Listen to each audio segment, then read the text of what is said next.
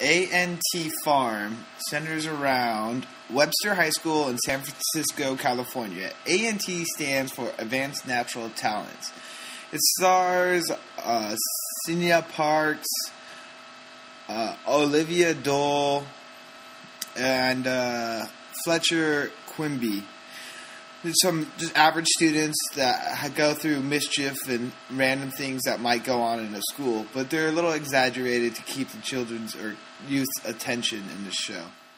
The episode I saw was Philanthropy, where the school had to save money for the budget and had to cut on the temperature.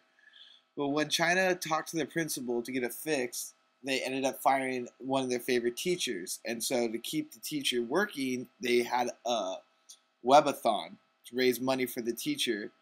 But in the end of the episode, they decide, after lying to the people about what the webathon was for, to bring him back because it was the only right thing to do.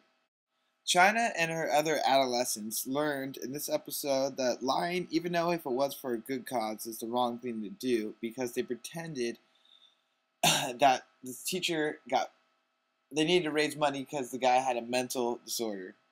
And the other students rallied around her because he was a good teacher. So they all interacted and bonded together as people and tried to make it work for the best for the teacher and everybody else. In this episode, the family wasn't really involved, but the family of the school setting was more that the kids came together and worked together for a common goal, to get a teacher that they felt like was their family back involved and working again to have a better place within the school.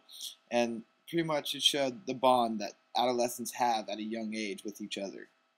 A media tool that they used in this episode was the internet, just to get people for a webathon to raise money. And on a bigger scheme is that they're really dealing with modern issues about budget crisis in schools and everything, especially since it's based in San Francisco.